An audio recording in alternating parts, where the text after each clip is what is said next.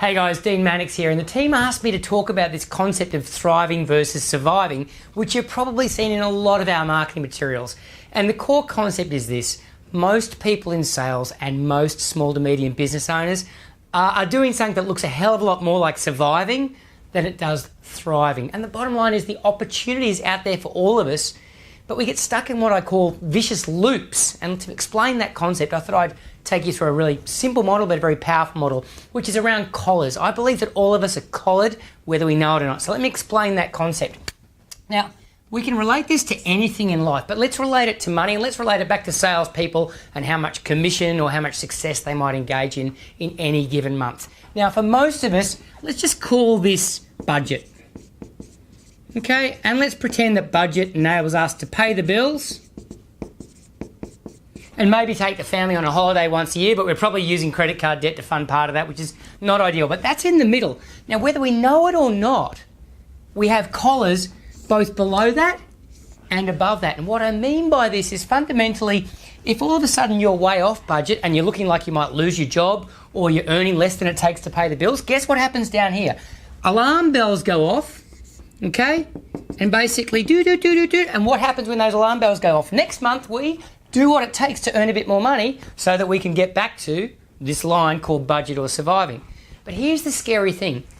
The opposite happens as well. So when we have those fantastic months where we absolutely smash it out of the park, what happens to most salespeople? Unfortunately, next month, they earn a lot less money or they sell a lot less so that the thing normalizes over the year. And we actually get stuck in this average where maybe one month we're up here, but then the next month we're down here, then the next month we're here, and the next month we're up here. But it all basically just averages out into this vicious cycle of just paying the bills and doing enough to get by. And that's why most of us never achieve a step change in our life and really improve things. Now, I can apply this to your health. Let's just say that 5 days in a row, you don't drink alcohol, you eat healthier food, you take good care of yourself. What do most people do on Saturday and Sunday? I'm going to reward myself by to average all out. Relationships, maybe you've just had a fantastic week away with your partner or your kids. So what do? You get back into work and you work your butt off and refocus in that area of your life and let that area of your life go past so it averages back to normal.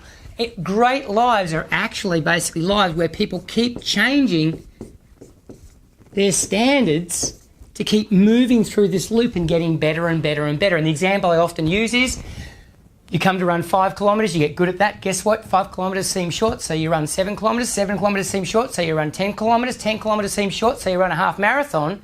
And the big thing is, as you move through this curve, even if you don't train for another 3 months, a short run is now probably closer to 10 Ks rather than a long run feels like 5 Ks. So the bottom line is, guys, in terms of thriving versus surviving, unless you identify where you want to thrive and what you want to move up that curve, you're going to be stuck in this vicious cycle forever.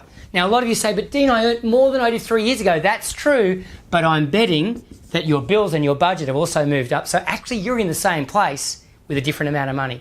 So the question you've got to ask yourself is, what are you doing to deliberately thrive, and how do you get out of this cycle of just surviving? Remember, 6 areas in your life we want to be thriving in. Number 1, how we feel emotionally. At the end of the day, it all comes back to how you feel emotionally. Number 2, what's going on mentally for you. Whether you're suffering stress, anxiety, frustration, pain, or whether you feel like you're learning, you're growing, you're in control mentally. Number 3, the quality of your relationships. How much are you enjoying the people that you work with, you sell to, and that you go home to, very, very importantly. Physically, where are you at physically? I'm not talking about looking like Brad Pitt. I'm not talking about looking like Angelina Jolie and being a supermodel. I'm talking about just feeling good in this thing called your body, which you're stuck with 24 hours a day. How are you using your time? Do you spend more time doing what everyone else tells you to do and responding to urgency? Or are you in control of your time and do you feel like you're using your time for things that are valuable, that matter to you? And then finally, all that adds up to where are you at financially? The bottom line is, are you feeling free? You're feeling relaxed? Are you feeling good about money? Or is it a constant source of anxiety, frustration and stress? You got to get those 6 areas handled, and the bottom line is, until you choose to thrive, you will be stuck in this loop forever.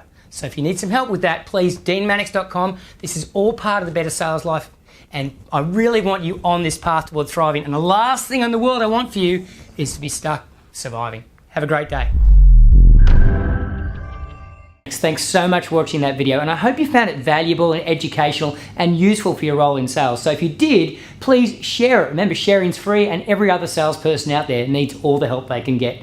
Also, make sure you subscribe to my channel, because I've got lots and lots of content coming out and plenty of content inside the channel right now ready for you to digest. Enjoy, and remember, sales is meant to be fun. If it's not, you need to change the way that you're doing it.